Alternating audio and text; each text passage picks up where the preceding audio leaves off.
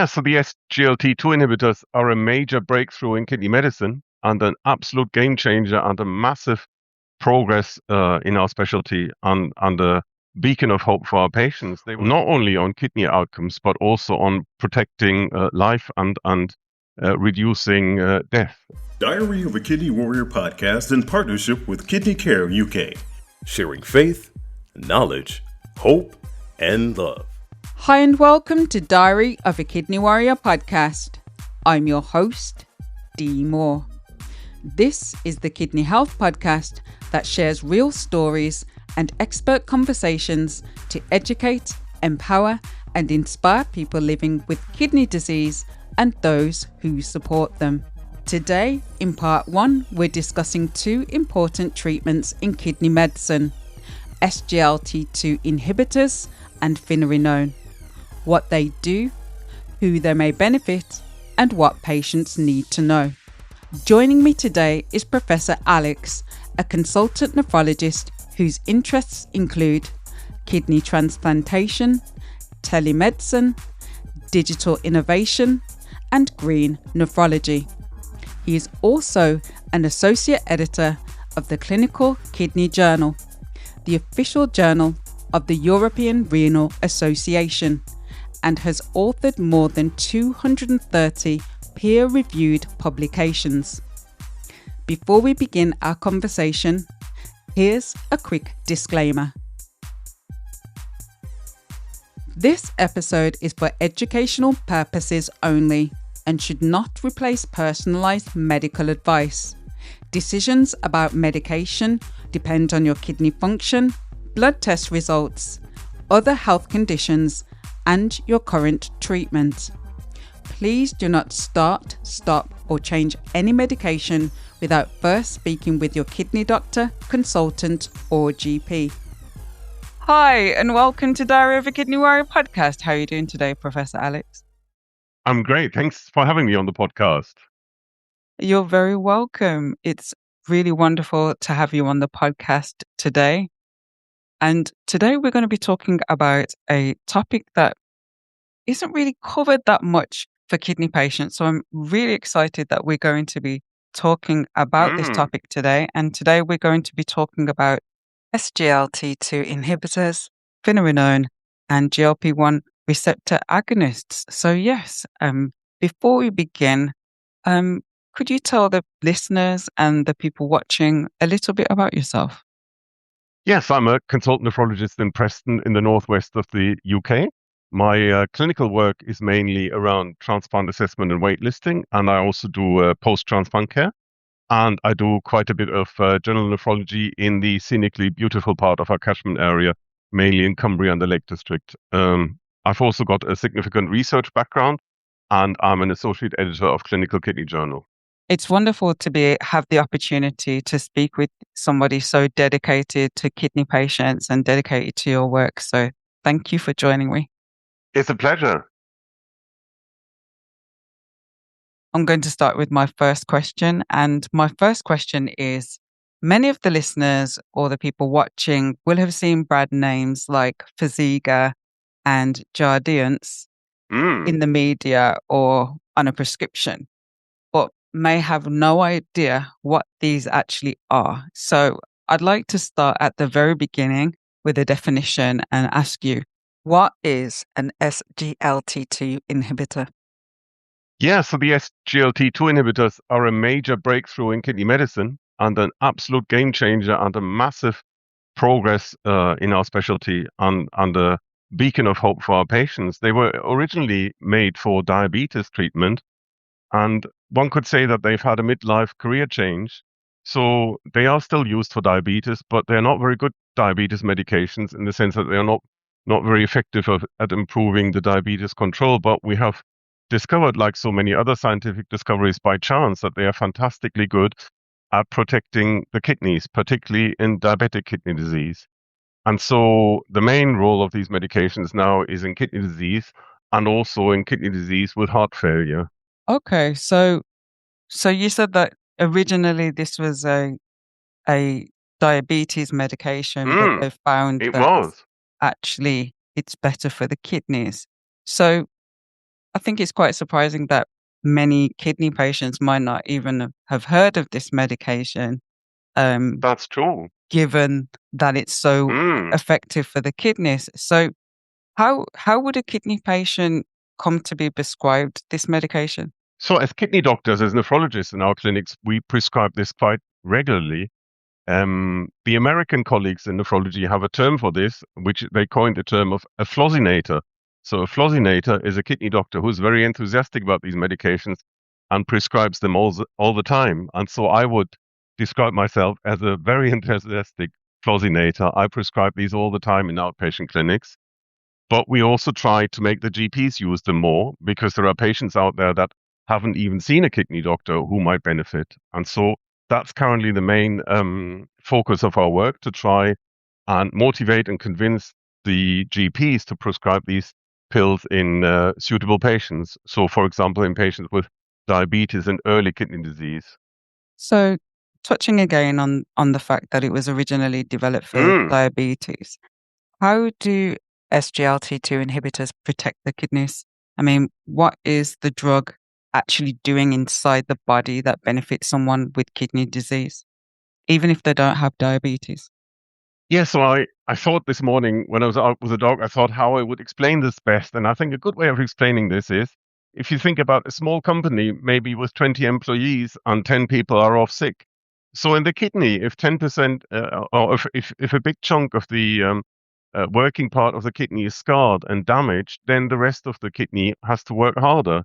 And so what the SGLT2 inhibitors do is they prevent the stress and the friction and the pressure caused by this work overload. That's a simple way of explaining this.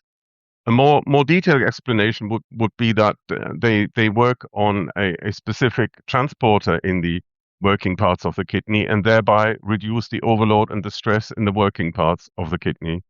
And they are phenomenally effective, and they not only protect what's left of the kidney function, but they also have phenomenal beneficial effect on cardiovascular complications like heart attack and also death. We know this from one of the first major breakthrough studies on these medications, that the positive effect of these medications was so huge that the trial had to be terminated prematurely because it was already clear long before the trial was scheduled to end that these drugs would have a phenomenal effect not only on kidney outcomes but also on protecting life and reducing death. And so these pills are phenomenally effective. One good example to explain how effective they are is this. We have a calculator for kidney patients with chronic kidney disease that tells us the prognosis of chronic kidney disease. So we put in the age of the patient and the gender and some laboratory tests, and it will tell us how likely it is that this patient will sustain complete kidney failure in 2 or 5 years. This is what we call the KFRE equation. The new pills like the SGLT2 inhibitors are so phenomenally good that the calculators don't work anymore. The calculators portray a too pessimistic outlook for our kidney patients. These pills, the SGLT2 inhibitors, have changed the outlook of chronic kidney disease, particularly in those patients with diabetes, beyond all imagination. So they've been a true game changer in our specialty. That's truly incredible that it's having this outcome. It is. Like, It is. And probably that's really important to get across to patients what an amazing game changer these new medications have been. And people have asked me how can one describe this to people outside kidney medicine? And I always describe this like it is like the Renaissance, the time in the 1500s in Europe, where everything changed all the time. New music, new literature. Someone tries and prints books. Someone composes new forms of classical music. Someone discovers America, and the pace of innovation was so incredible. And it's the same in nephrology in 2026. We are just in a very exciting, hopeful time in nephrology where the pace of change and innovation is absolutely incredible. And it's nothing, I've not seen anything like this ever before in my career. One could also say maybe I started seeing kidney patients in 1998. Between 1998 and 2008, the way we would treat an average chronic kidney disease patient with diabetes in those 10 years hasn't really changed much. Even in the next decade, between 2008 and 2018, there wasn't that much change. Certainly not anything that we could describe as a game changer or, a step change. And now we are in a period of nephrology timeline, shall we say, where the change is rapid, fast-paced, and absolutely incredible, and in magnitude, something none of us has ever seen before in our careers. At what stages of CKD are these medications most beneficial? And is there a point where they're no longer safe to use? That's a great question. The answer to that is this is work in progress. We don't know for sure. We have got so much experience with SGLT2 inhibitors that we are becoming more and more brave in using this in patients with reduced kidney function. And some nephrologists have started even using this in patients, for example, on dialysis who've got heart failure but have preserved urine output. So watch this space. This is work in progress. We are quite relaxed now in using this in advanced stages of chronic kidney disease, not in dialysis, and in selected patients even on dialysis. Another current frontier, shall we say, is the use of SGLT2 inhibitors in type 1 diabetes. A couple of years ago, the position was that we would not use these, or the use was very restricted because of concerns over diabetic ketoacidosis in these patients. But we are now working on this frontier as well, and we have patients with type 1 diabetes that we give SGLT2 inhibitors in close cooperation with their diabetes doctors, and the effect is just as phenomenal on protein leakage and stabilizing kidney function. This sounds amazing. This sounds like so exciting that there's been this breakthrough and this can benefit so many patients out there. So, Absolutely. So one thing though is many patients notice their eGFR, their kidney function score drops. It actually drops when they start using SGLT2 inhibitors. That's true. And that can cause real anxiety because, you talk about the medication being so effective, but actually when you first start it, your eGFR drops. So can you explain what eGFR actually measures and what actually is happening when it dips at the start of the treatment? Should we be concerned? So the eGFR is kind of an estimate of the kidney function based on a blood test called the serum creatinine. And this is quite a common thing in my patients as well when I start them on an SGLT2 inhibitor. Many, if not most of my patients, monitor their own kidney function through web-based access to their own laboratory test, and they look at their laboratory test, and then they come back next time I see them in clinic. They say, "Hang on, you've sold me this medication, which you call the kidney wonder drug, and now my kidney function is dropping. That can't be quite right." So, one thing to say is that the SGLT2 inhibitors have a mild diuretic effect. So, in some patients, especially in patients who are on other diuretic water-losing medication concurrently, the SGLT2 inhibitor can cause a mild dehydration that can cause a decrease in the kidney function. This is usually a short-term and functional effect. In patients who are on other water-losing medications, diuretics, we often reduce the dose of the other diuretics to mitigate against this effect. This should not really concern us. This is usually a short-term effect and a mild effect.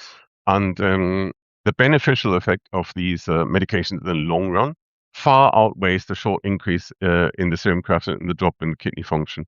But yes, this is a common worry among my patients as well. So is this then something that over time the kidney function goes back up? That's usually what we see, exactly. So this is a typical topic of discussion in outpatient consultations in the first couple of weeks or months of the treatment. Are there any patients who should simply not be taking SGLT2 inhibitors? Who is not a suitable candidate for this drug? So that's a great question and something that is often discussed in outpatient clinics. So the main side effect of these new medications of the SGLT2 inhibitors is urine infection and genital infection. And we used to be quite cautious about using these medications in anybody who's ever had a urine infection, ever. These days, we're a little bit more relaxed because we've learned that, yes, they do cause urine infection, but it's not a common thing. And And it's also not the case that we have to avoid these medications in anybody who's ever had a urine infection in the last couple of years. That's not true. That's surely overcautious. And so I think the best way of saying it is we're still figuring out how safe it is in patients with urine infections, or maybe in men with prostate issues, or maybe in people with kidney stones. So the current position would be that maybe in patients who've got recurrent urine infections or ongoing genital infections, we wouldn't use these medications until these issues are sorted. We also don't routinely prescribe this in patients who have an indwelling urinary catheter. But we are more relaxed in people who've had maybe one urine infection long ago, or maybe just have some structural abnormalities of the urogenital tract, maybe have a enlarged prostate in men, but have not had any relevant infections. And this is also, I think, work in progress. I would predict that maybe in 5 years' time, we will have a better understanding of which patients with urine infections these medications can be used in. Another thing that patients often ask is the risk of infection of their limbs and peripheral vascular disease, artery disease of the lower extremities and the legs. So this is also something we've learned. Initially, there was a note of caution on these patients and the use of SGLT2 inhibitors. This seems to be less of a problem than initially thought. We still counsel patients, though, that we should not use them when patients have active infection, maybe of their feet. In diabetic patients, that's something we often explain to patients. And we wouldn't initiate these medications if patients have ongoing, maybe foot infection in the context of artery disease. That's also one of the scenarios where we don't use them. One concern initially when these medications were introduced was also the risk of a very rare infection of the genital tract called Fournier's gangrene. So Fournier's gangrene is a rare and catastrophic infection of the soft tissues in the nether regions, and we've learned that this has been reported in some studies, but in practical terms, this is exceedingly rare, and the benefit of these medications is so phenomenal that the minute risk of this unusual complication should really not worry us too much. It's something that patients often ask because when they Google SGLT2 inhibitors and risk and side effects, this always comes up on Google. Dr. Google strikes again. Dr. Google strikes again, exactly. And that's worth saying. So yes, there are risks with the SGLT2 inhibitors, and yes, we give out a leaflet on the risks and side effects and the situations where we suggest patients stop and hold these medications, for example, during intercurrent severe illness. But overall, these medications are phenomenally effective, and it's important not to exaggerate the risk and the side effects and not deny patients these medications, which are so phenomenally effective. It's important to get the balance right.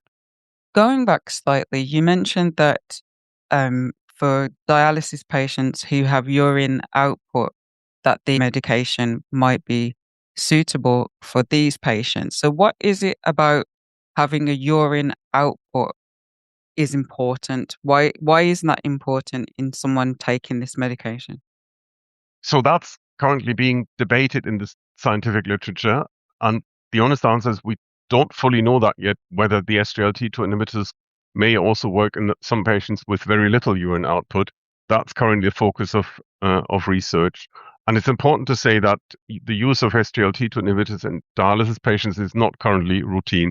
This is in unusual circumstances. Maybe it could be a patient on dialysis with severe heart failure, but it's not a common use of these medications. I would not advocate that every dialysis patient now thinks about, oh, hang on, should I be on an SGLT2 inhibitor? And I think that is an important point to make because, as kidney patients, we always want to know, if there's something new out there that can help us, why am I not being given the opportunity? So I think it's really important that we, as a dialysis patient myself, to know that actually this might not be something that is suitable for me. On the NHS here in the UK, are SGLT2 inhibitors being prescribed routinely for kidney disease, or are patients having to push for them? They are being prescribed very regularly in nephrology clinics, not so much in primary care, although we've seen improvement there as well. So we are trying to build new ways of communication with primary care that would make it easier for colleagues in primary care to prescribe these medications. It's very understandable that doctors in primary care are a bit reluctant to prescribe these new medications, and they need our help and support with that. But there's no harm in patients asking the question, so I wouldn't say there's any harm in pushing, and in kidney patients, maybe especially those with chronic kidney disease due to type 2 diabetes, to ask that question, or patients with chronic kidney disease and severe leakage of protein in the urine, to ask that question when they see their nephrologist. Maybe, could I be on an SGLT2 inhibitor? Could we discuss this? There's no harm in asking that question. So most kidney patients may never have heard of finerenone. Can you start by explaining what it is, what it does in the body, and what problem in kidney disease it's designed to address? Yeah, so finerenone is a relatively new non-steroidal mineralocorticoid antagonist. That sounds extremely complicated.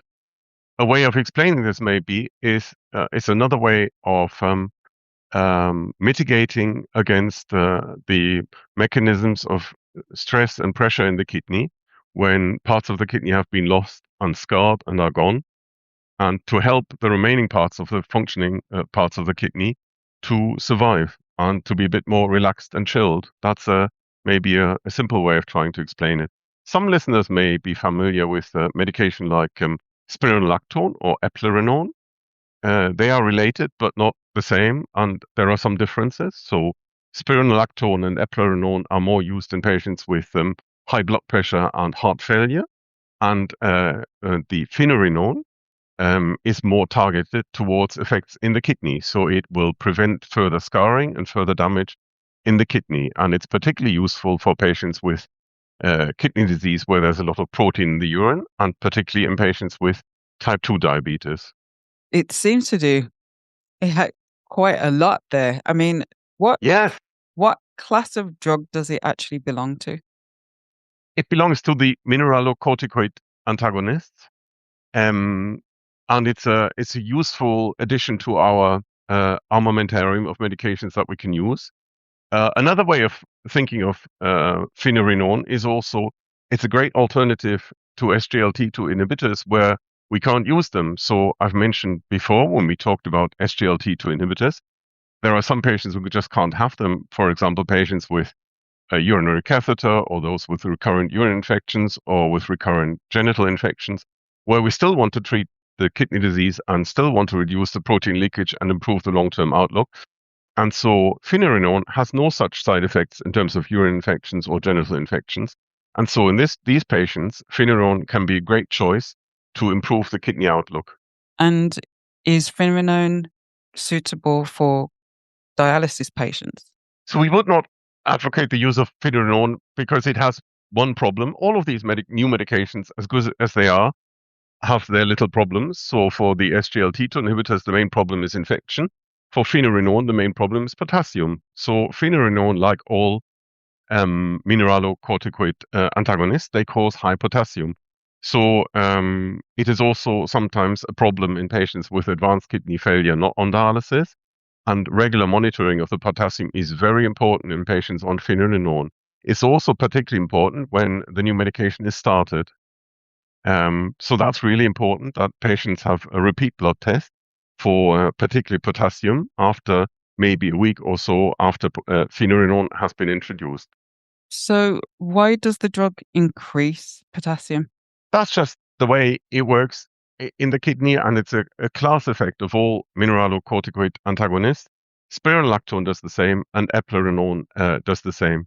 It's particularly relevant in patients who are not only on finerenone, but other medications that increase potassium. That could be an ACE inhibitor. Those would be typically medications that end with pril, like ramipril or lisinopril.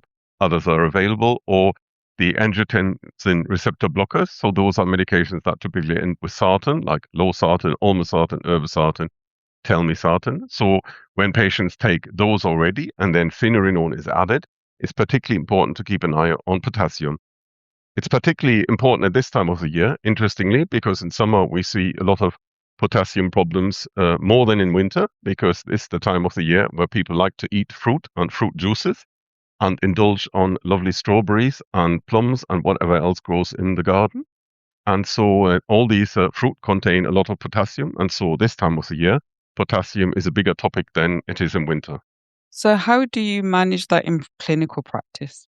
So in clinical practice, when we start Finerenone, we ask the patient to have another blood test maybe a week or 10 days after the medication has been started. And if potassium has been a problem already, then we could give them advice on reduced potassium diet.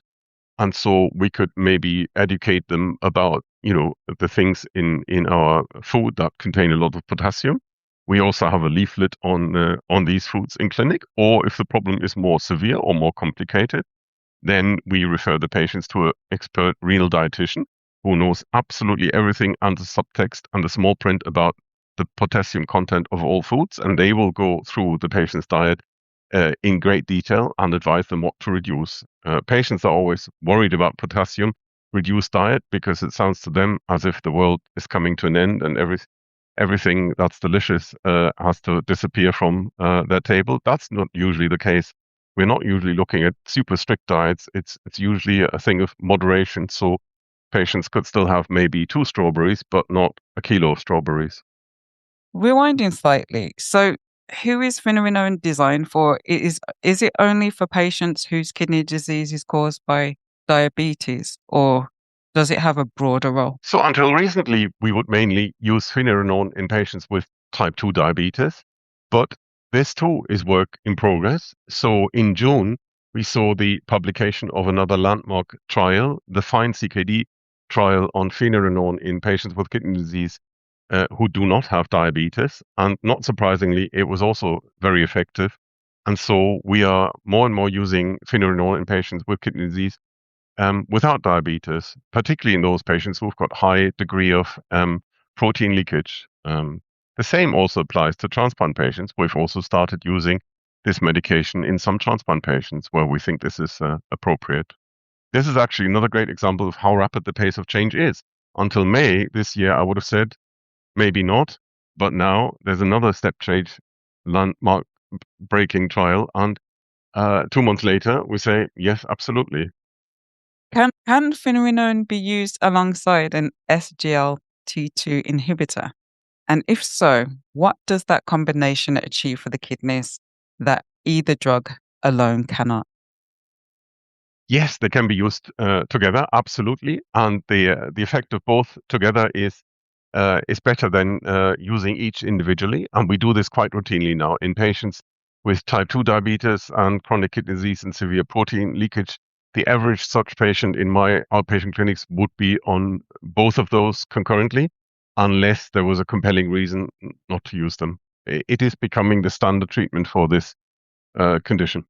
And in these cases where you're using these two medications together, do you see an increase in kidney function, or is this about maintaining the kidney function they already have? It is about maintaining what's left. It's not so much of necessarily improving the kidney function. Often there's a degree of scarring in the kidney already. What's scarred and has been lost that will not come back. But stopping the progression and maintaining what's left is a great achievement in itself. And we see patients that achieve stability in kidney function and a drastic reduction in protein leakage that would have been absolutely inconceivable maybe even 3, 4, 5 years ago. So sometimes we sit there in outpatient clinics.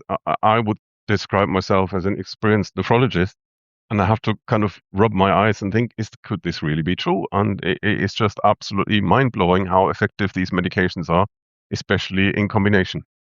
Honestly, it really warms my heart to hear this. As everyone knows, I'm a dialysis patient, and to hear that there's been these developments that could prevent people from being in my position really makes me feel happy. And I'm so glad to hear that this is available and more medications are being released that are having these wonderful impacts. So yeah, I'm really, honestly, I'm really And happy used and routinely, excited. every day. Yeah. So how widely available is Finerenone on the NHS right now, and which patients should be making it a priority to be asking about it at their next appointment? So it's totally widely available in the NHS. We haven't managed to roll it out at scale as much as the SGLT2 inhibitors, but that's just normal for a relatively new medication. We also need to be honest that we're still learning how to combine them and sort of, where the limits of safe use of the combination might be. That's still work in progress, but we're getting much better at that. And so, yes, they are widely available. Patients with chronic kidney disease due to diabetes who've got a lot of protein in the urine, they should be asking their nephrologist at the next appointment, could I be on Finerenone? Particularly those who are already on an SGLT2 inhibitor. And that brings us to the end of part 1. Today we've explored how SGLT2 inhibitors and Finerenone are changing the way we treat kidney disease and helping to protect kidney function.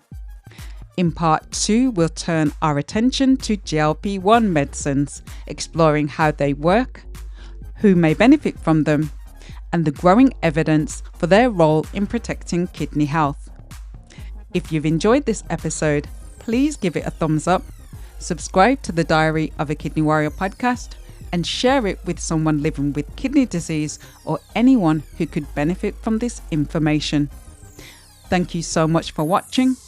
I'll see you in part 2, available right now. Diary of a Kidney Warrior podcast in partnership with Kidney Care UK, sharing faith, knowledge, hope, and love.